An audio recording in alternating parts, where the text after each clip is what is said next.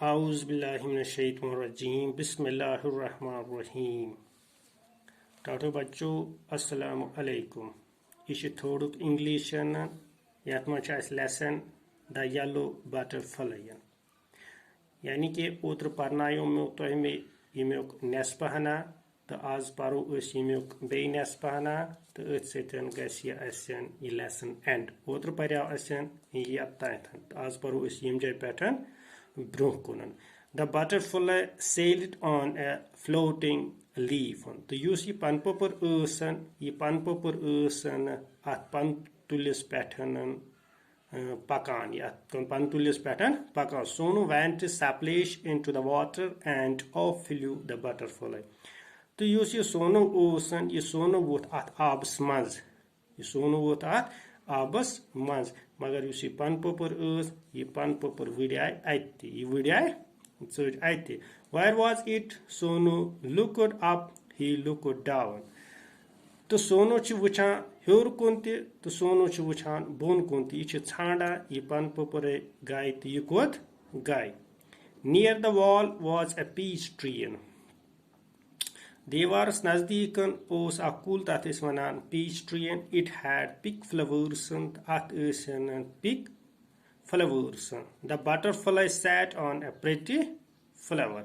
To use ye panpopur us ye bet ekis khoobsurat poshas. Use ekis khoobsurat poshas pattern bet mazana.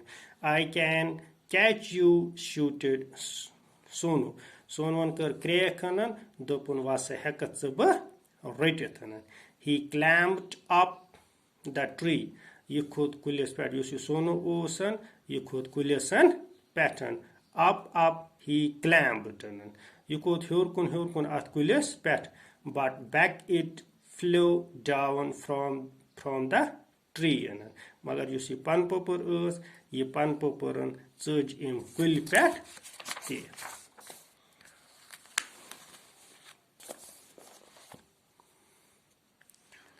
Sonu jumped down too. The use Sonu ocean emptied this imkulpat bone water. He chased the butterfly. Imkur imus panpopri pichanan.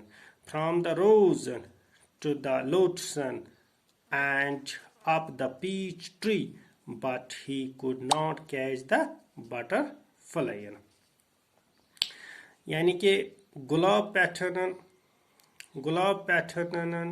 lotus tayan to beyan athan you see peach tree ost atti khotiye magar ye hukn imes panpopri retethan kihin. Sonu could not see it at all. Sonu chan heka wo emission wuchatan kiyan ke emission we panpopur atten lagan kihin. He looked everywhere. Ish har side wuchan. Ish har side emis Chandan is panpopri. At last he saw the butterfly. The okras pattern luj emis ye panpopur athena. There was a big spider's web in the peach tree.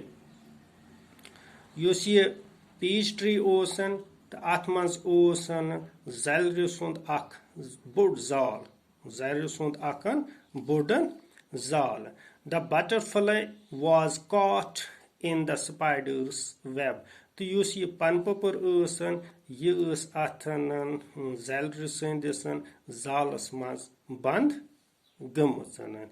It looked sad as it tried to escape. To use ye panpopur ocean, use mayus kaz use varia kushushi karan salna khutarana. It fluttered its wings.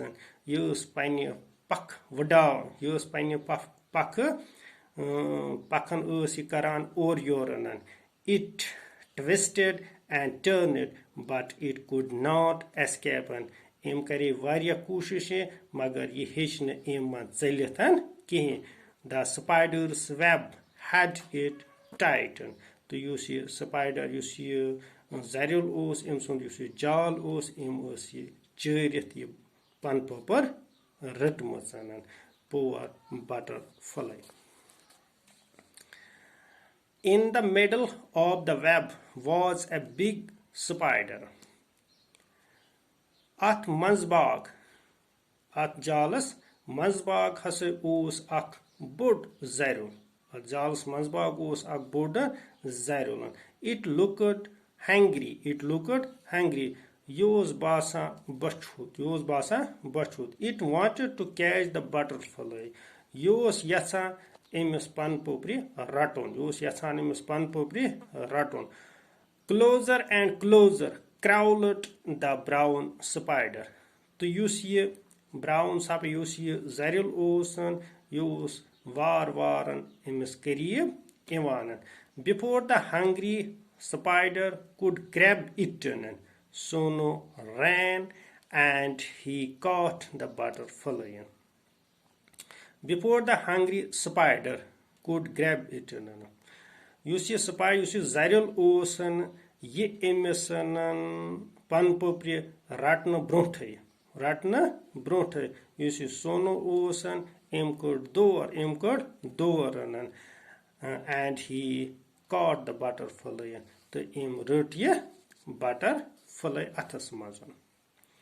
It was so pretty. You see butterfly, you see pan popper osan, yus varia khubsurat. It had brown spots on its yellow wings. Yum emission pak asanan omun pattern osanan yanki brown spots.